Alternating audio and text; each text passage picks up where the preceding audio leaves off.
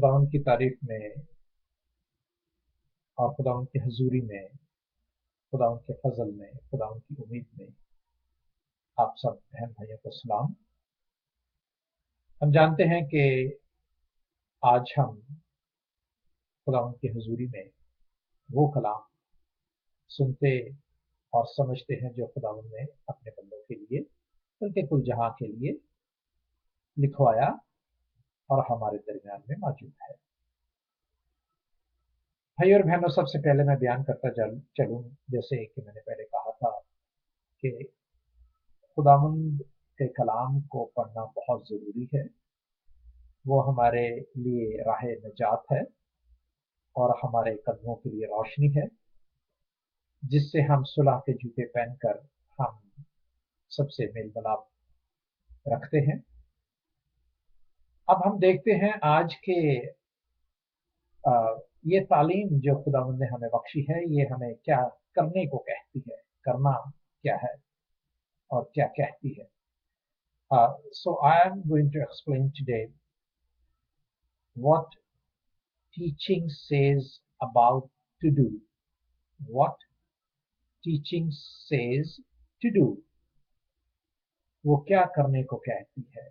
ये खुदावंद की तालीम जो हम देख रहे हैं, हम सीख रहे हैं, तो इसकी टीचिंग जो वो हमें क्या कहती है। पहला हमें एक्सपीरियंस हासिल करना है और तजर्बा हासिल करना है, क्योंकि लिखा हुआ है जैसे कि रोजमर्रा के तजर्बे से मालूम करते रहो कि खुदावंद की क्या मर्जी है। तो लिहाजा इसमें कौन कौन से तजर्बात हमने देखने हैं। इसमें से तजर्बात हमने देखने हैं बिहेवियर के और इसके बाद हमने देखने हैं खुदावंद के बिहेवियर के बाद हमने देखना है हम एक्ट किस तरह करते हैं, हम खुदावंद के कलाम को अमल में किस तरह लाते हैं अपने बिहेवियर की वजह से। और इसके बाद हमने देखना है कि हम ओबीडियंट कितने हैं, हम किस तरह ओबीडियंट हैं और किस तरह अमल परा होते हैं। तो इस एक्सपीरियंस में हमें अपना बिहेवियर देखना है, हमें अपना एक्ट देखना है और हमें ओबीडियंट, जो ओबीडियंस की रूह दी गई है, हमें उसके साथ किस तरह चलना है, what to do and how to do. इसमें जो टीचिंग है खुदावंद के कलाम की, वो हमें सस्टेन करती है, वो हमें कोटिंग कर देती है, वो हमें इस तरह कोटिंग करती है कि हम खुदावंद के कलाम में मजबूत होते और ताकतवर होते जाते हैं और हम ट्रुथ से रिलेटेड होते जाते हैं, हम मुंसलिक होते जाते हैं सच्चाई से। और जब हम सच्चाई से मुंसलिक हो जाते हैं, उसमें खो जाते हैं, उसमें उसका जुआ पहन लेते हैं, तो हमें सच्चाई रिवील करती है किस बात की, खुदावंद के कलाम की। आजकल आप जानते हैं कि हम देख रहे थे पैदाइश की किताब, जिसमें हमने पहली नस्ल देखा। जल्दी से बयान दोबारा करता जाऊं। पहली नस्ल जो मखलूकात से थी वो आदम थी, और फिर आदम और हवा की पहली नस्ल जो थी वो केन और हाबल थी। आप जानते हैं कि केन ने नाफरमानी की और हाबल को कत्ल किया, और हाबल इस दुनिया से जुदा हो गया, अपने माँ बाप से जुदा हो गया, और केन की वजह से जमीन को भी तर्स किया गया। और फिर आदम और हवा की दूसरी औलाद, दूसरी नस्ल, पहली नस्ल तो मैं इस तरह कहूंगा कि वो केन जो था वो मशरिक में चला गया, अपने माँ बाप से जुदा हो गया, खुदा बाप से जुदा हो गया, आसमानी बाप से। और अब जो आदम और हवा की नस्ल जो उनके साथ साथ रहती है, जो खुदा के साथ साथ रहती है, वो पहली नस्ल कहलाती है, और जिस्मानी तौर पर ये आदम की दूसरी नस्ल कहलाती है। तो इस तरह हमने देखा कि वो मुतसल्लह तक और फिर आगे नोआ तक आती है, और इसी असना में फिर खुदावंद ने वो तूफान भेजा, क्योंकि नोआ तक खुदावंद के साथ साथ तो चलते थे, लेकिन केन की वजह से, केन के खानदान की वजह से, उन दोनों में आपस में लाभ की वजह से वो जो लोग थे वो बिगड़ते जाते थे। तो खुदावंद ने अपने लोगों पर नजर की और अपने नजर पर करने के लिए उसने फिर अपने लोगों को तूफान के जरिए इस धरती से मिटा डाला। और फिर हम आज देखेंगे कि ये कहलाएगी तीसरी नस्ल। तीसरी नस्ल कहलाएगी नोआ की। और ये तीसरी नस्ल को देखना हो तो आपने तो इस पैदाइश की किताब उसका छठा बाब 9वीं और 10वीं आयत देखें, उसमें लिखा हुआ है नोआ के नस्ल के बारे में। अगर हम देखते हैं नोआ के 9वीं और 10वीं आयत देखते हैं, नोआ का नस्लनामा यह है कि नोआ मर्द और रासबाज और अपने जमाने के लोगों में बेऐब था, और नोआ खुदा के साथ साथ चलता रहा, और उससे 3 बेटे सेम, हाम और याफ पैदा हुए। तो इस तरह हमने देखा कि ये पहला खानदान इसे कह लें कि जो फिर दोबारा खुदावन से मुंसलिक हुआ, और दूसरा खानदान या तीसरा खानदान कह लें, तीसरी नस्ल कह लें, वो आदम की कहलाई, आदम और हवा की कहलाई। और अब देखते हैं कि मुतसल्ले से पहले पहले मुतसल्ले तक, नोआ तक, बल्कि लोग जो थे वो क्या थे, उसकी 11वीं आयत में लिखा हुआ है, छठा बाब उसकी 11वीं आयत में लिखा हुआ, पर जमीन खुदा के आगे नाराज हो गई थी और वो जुल्म से भरी थी, और खुदा ने जमीन पर नजर की और देखा कि वो नाराज हो गई है, क्योंकि हर बशर ने जमीन पर अपना तरीका बिगाड़ लिया है। तो जब हम अपने तरीकों को बिगाड़ लेते हैं, बिगड़ी हुई चीजों को देखकर बिगड़ी हुई चीजों में शामिल हो जाते हैं, तो हम खुदा से दूर हो जाते हैं। इसीलिए हमने देखा कि वाई टीचिंग सेज और what teaching says to do, उसमें एक्सपीरियंस है। अगर जितना भी अच्छा एक्सपीरियंस हासिल करेंगे, हमारा बिहेवियर ठीक होगा, हमारा एक्ट ठीक होगा, हमारा ओबीडियंस ठीक होगा। और इस तरह टीचिंग क्या करती है, हमें रिलेट कर देती है ट्रुथ से। तो यहाँ पे जब हालत बिगड़ गई थी, तो खुदा ने फिर क्या किया, तूफान ने भेजा, और सिर्फ 8 जानों को, 3 उनकी बहुएं, 3 उनके बेटे और बीवी और नोआ, ये बचे। बाकी सारे के सारे सेत के खानदान में से लोग जो हैं, खुदावंद ने उन्हें तूफान से बर्बाद किया। क्यों बर्बाद किया कि आप अगर छठी बाप में उसकी पहली आयत में देखेंगे, तो लिखा है कि जब रूए जमीन पर आदमी बहुत बढ़ने लगे, उनके बेटे और बेटियां पैदा हुए, तो खुदा के बेटों ने आदमी की बेटी को देखा कि वो खूबसूरत है, और जिनको उन्होंने चुना उनसे उन्होंने ब्याह कर लिया। तब खुदा ने कहा कि मेरी रूह इंसान के साथ हमेशा मज़ाहमत ना करती रहेगी, क्योंकि वो तो भी बशर है, तो भी उसकी उम्र 120 के बरस लगभग होगी। तो इससे साबित हुआ कि किन्होंने चुना, खुदावंद के बेटों ने आदम की बेटी को चुना। खुदावंद के बेटे कौन है? खुदावंद के बेटे वो हैं जो सेत की औलाद हैं। जिस तरह आपने देखा कि हनूक जो है वो खुदा खुदा खुदा के साथ साथ चलता था, तो वो खुदा का बेटा, जो भी खुदा के साथ चलते हैं वो खुदा के बेटे कहलाते हैं। इससे मुतसल्लेदा 969 ईयर्स वो भी खुदा के साथ चलता था। इस तरह यावर था 962 ईयर्स। तो इस तरह जितने भी सेत के खानदान में से लोग थे वो खुदावंद के साथ साथ चलते थे, और इनके बेटे बेटियों ने, इनके पोतों ने, इनके आगे नस्ल ने वो क्या किया, आदम की बेटियों को। अब आदम की बेटियां कौन है? आदम की बेटियां वो हैं जो खुदा से दूर हो गए थे, उन्हें आदम कहते हैं, क्योंकि इंसानी नस्ल जो है हमेशा नाफरमानी, उसी तुखम से जो आदम का था, उस तुखम की वजह से वो नाफरमानी की रूह में मुंसलिक हुए, क्योंकि आदम ने नाफरमानी की, हवा ने नाफरमानी की, और इस तरह केन ने नाफरमानी की, और वो दूर हुए और खुदा ने उन्हें रिजेक्ट किया। तो पहली नस्ल रिजेक्ट हुई, दूसरी नस्ल सेत की आई। अब दूसरी नस्ल ने क्या किया, पहली नस्ल के साथ जो केन है उसके साथ मिलकर, इसीलिए केन के बेटियों को क्या कहा गया है? आदम की औलाद। और सेत के बेटों को खुदा के बेटे कहा गया है।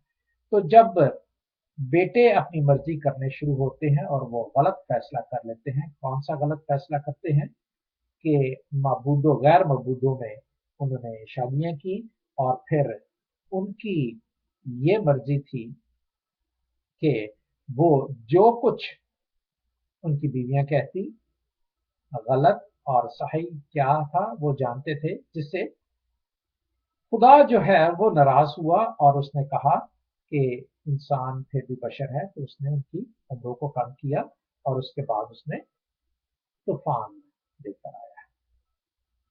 ये सारा प्लान खुदावन का था जो आज हमने समझा।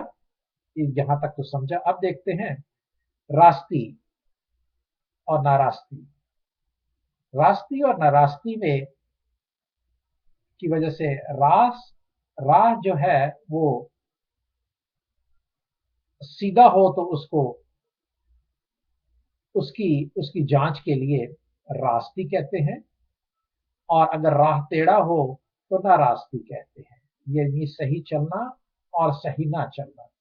तो हम 12वीं आयत में देखते हैं कि लिखा हुआ है, खुदा ने जमीन पर नजर की और देखा कि वो नाराज हो गई है, क्योंकि वो हर बशर ने जमीन पर अपना तरीका बिगाड़ लिया है। तो क्या हुआ कि उस नाराजगी की वजह से, उनके ना सही चलने की वजह से, खुदावंद ने वहां पे एक और प्लान बनाया। क्या प्लान बनाया? उसने नोआ से कहा कि तमाम बशर का खात्मा मेरे सामने आ पहुंचा है, क्योंकि उनके सबब से जमीन जुल्म से भर गई। सो देख, मैं जमीन समेत उनको हलाक करूंगा। तू खोपड़ी की लकड़ी की एक कश्ती बना लेना, उस कश्ती में कोठरियां तैयार करना और उसके अंदर और बाहर राल लगाना।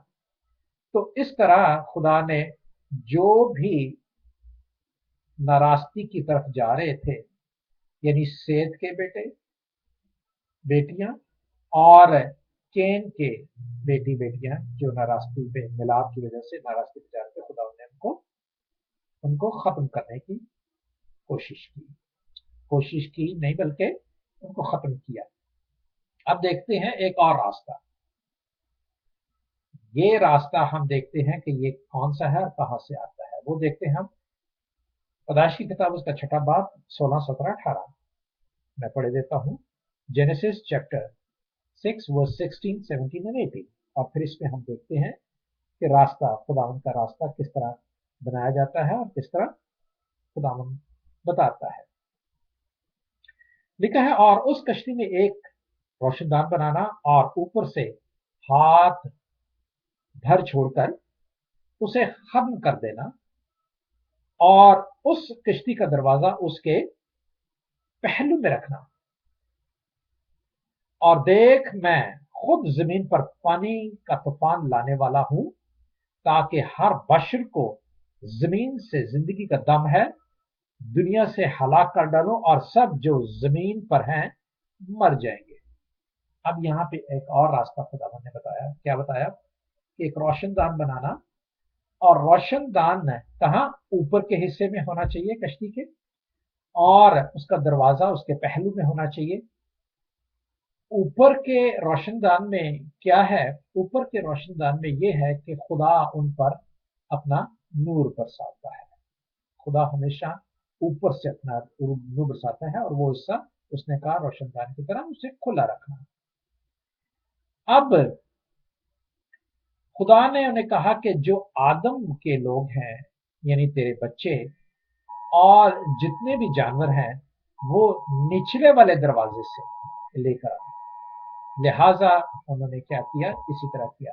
भाई और बहनों, इसी तरह हम जब दाखिल होते हैं जमीन पे चलते हुए, जमीन नीचे का हिस्सा है, ऊपर का हिस्सा आसमान है।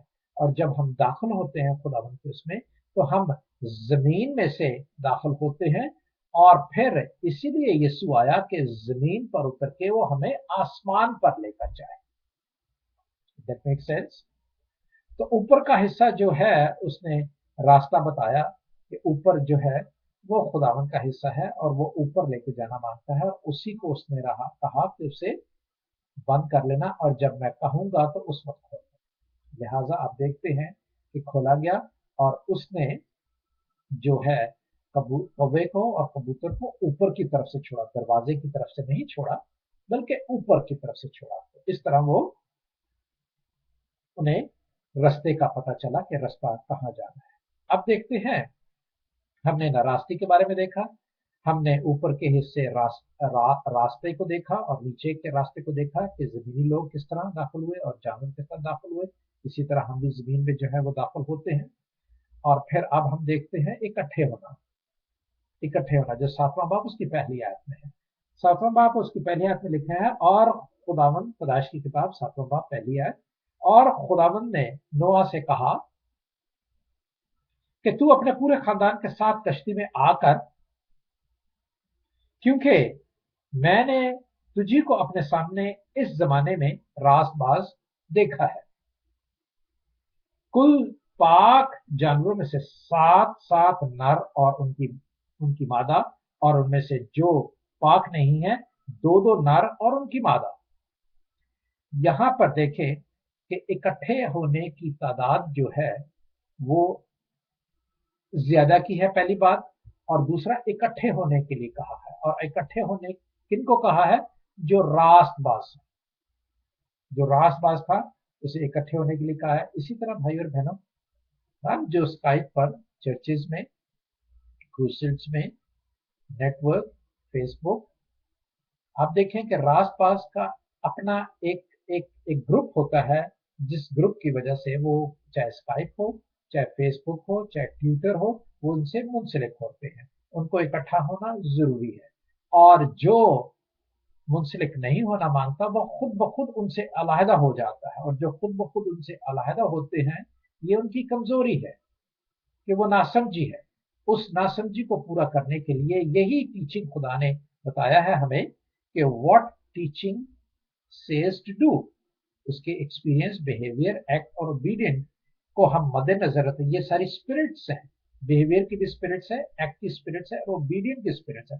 अगर इनको अलाउ करें हम, जो खुदा ने हमें बख्शी है, तो हम उस एक्सपीरियंस में दाखिल होते हैं जो हम नेटवर्क के जरिए और खुदा को कलाम जानने के लिए एक तजर्बे में शामिल हो जाते हैं। तो ये था भाइयों इकट्ठे होने की बात। और फिर देखते हैं नोआ का बपतिस्मा। आप जानते हैं 7वें बाप में उसकी 10वीं, 11वीं, 12वीं और 13वीं आयत में लिखा है, और फिर 18, 19वीं आयत में इसका बयान इस तरह मैं करता चलूं कि जब खुदा ने कहा कि मैं जमीन के सोते चश्मे खुद ही ओपन करूंगा, खोलूंगा, और वो जमीन जो है वो पानी से भर जाएगी और ऊपर से भी बारिश होगी।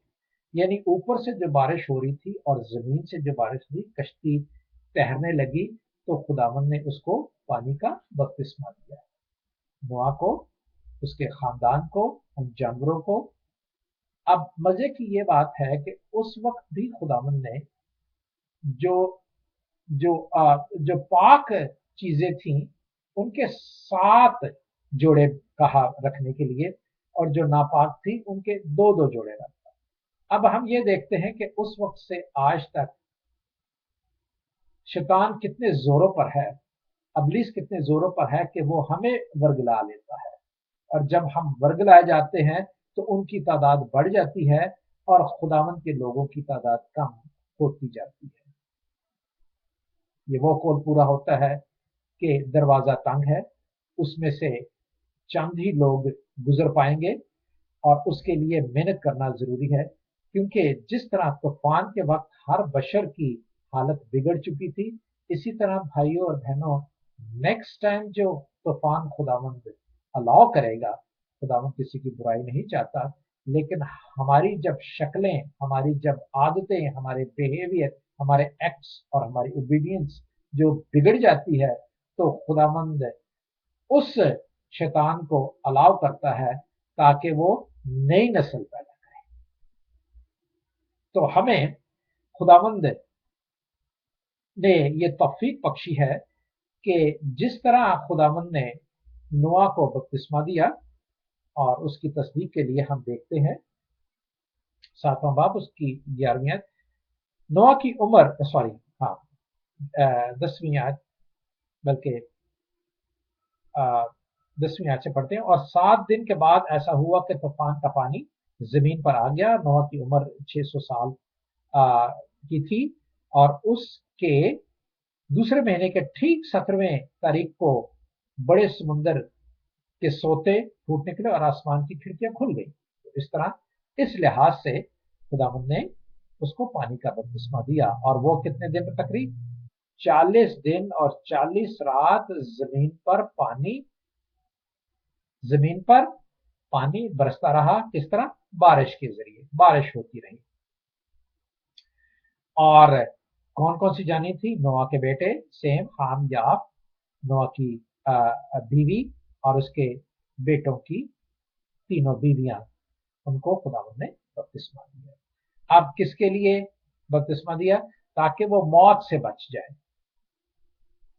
वो मौत से बच जाए और इस जिस्म में जिंदा रहे, ताकि खुदावंद का कलाम जो है वो आगे तक असर करे। अब जब मौत के बचने की बात है, वो है 7वां बाब, उसकी 21वीं आयत, 22वीं, 23वीं, 24वीं आयत में लिखा है।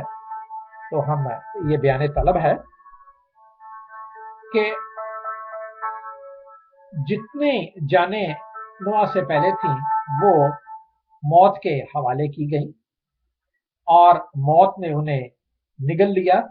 अब ये 8 जाने जो बची हैं, ये खुदावंद ने इन्हें बचाने के लिए एक बंदोबस्त किया, जो 21, 22, 23, 24 में है। तो हम देखते हैं कि और सब जानवर जो जमीन पर चलते थे, परिंदे, चौपाहे, जंगली जानवर, जमीन पर सब रेंगने वाले जानवर, और सब आदमी मर गए, और खुशकी के सब जानदार जिनके नथों में जिंदगी का दम फूका था, मर गए। बल्कि हर जानदार शय जो रोज जमीन पर थी मर मिटी, क्या इंसान, क्या हैवान, क्या रेंगने वाला, क्या जानदार, क्या हवा के परिंदे, ये सब जमीन पर मर मिटे। तो भाई और बहनों, हमने देखा कि 8 जाने। इसी तरह अगर हम ये इसका खुदावंद के साथ इसको तशबीह दें, तो बिल्कुल वाजिब है। वो वाजिब यूं है कि यीशु ही पानी है जिसने कहा कि तू अगर मुझे जिंदगी का पानी मांगती तो मैं तुझे, अगर तू मुझसे पानी मांगती तो मैं तुझे जिंदगी का पानी देता और तेरे में से चश्मे फूटते। यानी लिहाजा खुदावंद ने जो रूह का बपतिस्मा दिया है, उसके वसीला से हम बच जाते हैं। यूहन्ना ने तो तौबा का बपतिस्मा दिया, खुदा जो है उसने रूह का बपतिस्मा दिया है, क्योंकि यूहन्ना ने खुद कहा है, मैं तो तुम्हें पानी का बपतिस्मा देता हूँ, वो जो आने वाला है वो तुम्हें रूह का बपतिस्मा देगा। तो इस तरह हम, जिस तरह नोआ के जमाने में वो तमाम आदमी जिनमें पाक रूह नत्नों में जिंदगी का सांस फूका था, वो तमाम के तमाम खुदावन ने उनको मौत के हवाले किया और वो मर गए। इसी तरह अब हम में जो खुदावंद की, मसीह यीशु की, मसीह अल मसीह की जो रूह हमें पाई जाती है, वो अगर हमारे अंदर रहती है तो हम मौत से बच जाते हैं। दूसरा एग्जाम्पल मैं यही दूंगा कि जब मूसा फसा के वक्त फरिश्ता जब उस रात तबाह करने को था सब लोगों को, तो उन्होंने निशान लगाए दरवाजों पे, खून लगाया, और फरिश्ता जो था उन्हें छोड़ता गया, और जिनके निशान नहीं था वो क्या हुआ? वो हलाक हुए। इसी सबब से यीशु का खून जब हमें मिलता है तो हम मौत से बच जाते हैं। इसी तरह जब हमें यीशु का बपतिस्मा मिलता है, रूह हमें दाखिल आ जाता है, तो हम बच जाते हैं। यानी खुदा के खून के वसीला से जो मोजिस के अहद के मुताबिक हमें दिया गया, और नोआ के अहद के मुताबिक हमें यीशु रूह मिला, जिसे हमने पानी का बपतिस्मा दिया। तो इस तरह हमने देखा भाई और बहनों कि खुदावंद में जीना और मरना और खुदावंद को हासिल करना हमारे लिए बहुत जरूरी है। तो आज हमने पहली नस्ल देखी अब मखलूकात से, और फिर आदम से पहली नस्ल देखी जो खुदावंद ने उनको उनकी नाफरमानी की वजह से वो जो गुनाह का सिलसिला चल रहा था उसे खत्म किया।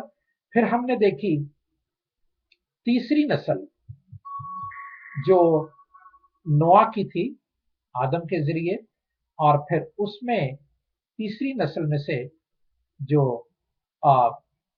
नोआ की थी वो रूहानी तौर पर खुदावंद के सामने आई, और जब सामने आई तो उसमें भी खामियां और गलतियां और उसकी हालत बिगड़ी हुई थी।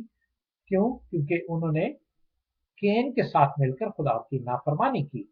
तो फिर उसके बाद सिर्फ एक और नस्ल बची जो तूफान के बाद थी। उसे या तो पहली नस्ल कह लें फिर से दोबारा रूहानी तौर पर, या फिर उसे चौथी नस्ल कह लें तो वाजिब होगा, या तीसरी नस्ल कह लें आदम के जरिए। तो हमने देखा ये जब जब भी हम खुदावंद के साथ इकट्ठे हुए हैं, जब आदम इकट्ठा हुआ था खुदा के साथ तो खुदावंद ने उसे बरकत दी थी। जब सेत इकट्ठा हुआ था खुदावंद के साथ, उनके कबीले इकट्ठे हुए तो खुदावंद ने बरकत बख्शी। और जब हम देखते हैं कि नोआ इकट्ठा हुआ है खुदावंद ने, तो उनके साथ उन्हें बरकत दी और उसे बपतिस्मा दिया और मौत से आजाद किया।